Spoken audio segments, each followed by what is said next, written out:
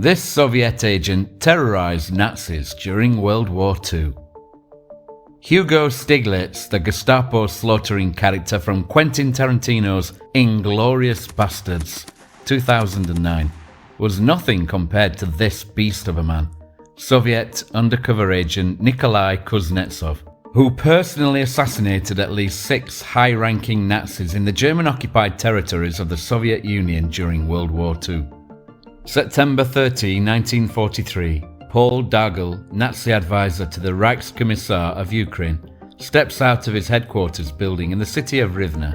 Suddenly a black Opel car pulls up in the street behind him.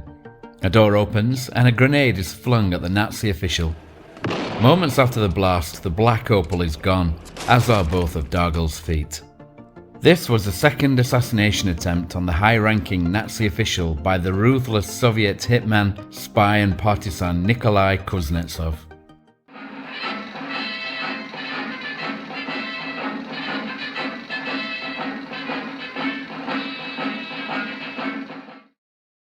A true Aryan.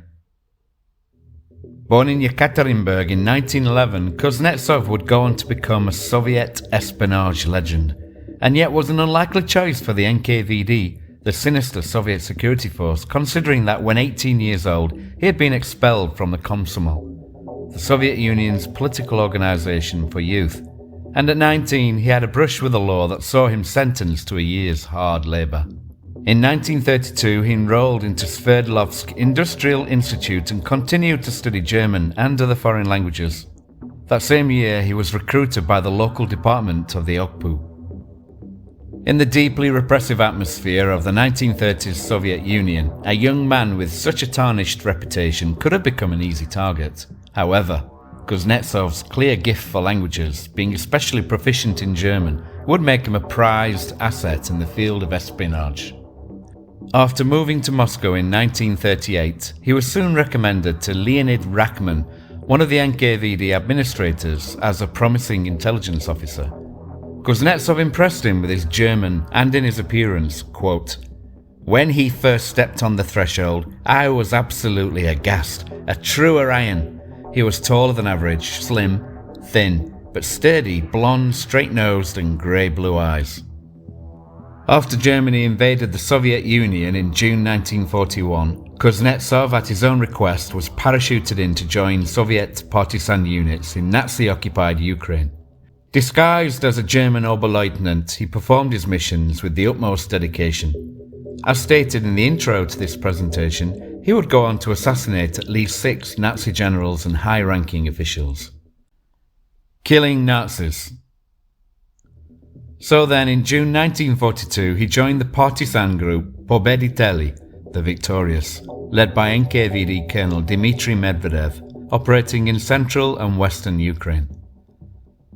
Kuznetsov was in charge of several complex operations involving assassinations and kidnappings of high-ranking Nazi officials in the Rivne and Lvov regions, such as successful operations against the German-appointed Chief Judge of Ukraine, the Vice-Governor of Galicia, the advisor to the Reichskommissar of Ukraine, 3 German generals and others.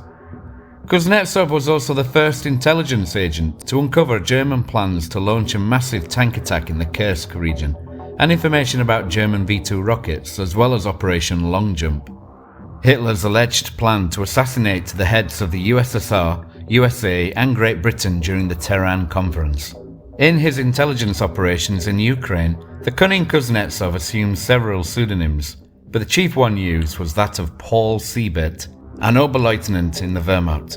Using this persona, for example, he managed to obtain information about the location of Hitler's werewolf headquarters near the city of Vinnytsia.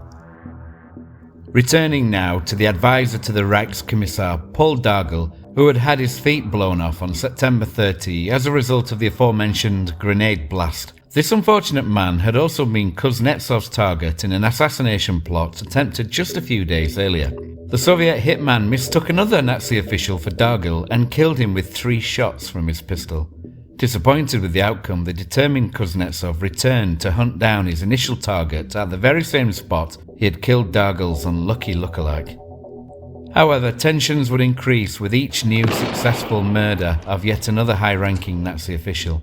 a climate of fear now reigned over the German high command in Ukraine, and so the Reichskommissariat began a crackdown to try to apprehend and eliminate the Soviet spy. A quick wit. According to Colonel Medvedev, Kuznetsov avoided being caught at this time thanks to a combination of quick wit and a sharp sense of humour. Realising the Nazis were stopping every car on the streets of Rivne to interrogate passengers in search of him, Kuznetsov, dressed in his Wehrmacht uniform, parked his car and joined the effort, stopping other cars and interrogating the Germans as to the whereabouts of the most wanted undercover hitman in their ranks. In his memoirs, Medvedev described the ironic interaction between the Soviet spy and a Gestapo officer. "Halt, your papers," ordered Kuznetsov. "Don't worry, Herr Capitan," says one of the passengers, showing his Gestapo badge. "We're catching the same bandit." Commenting on his undercover job, Kuznetsov is alleged to have said, quote, "I seem to be the most cheerful and most confident Nazi officer out there."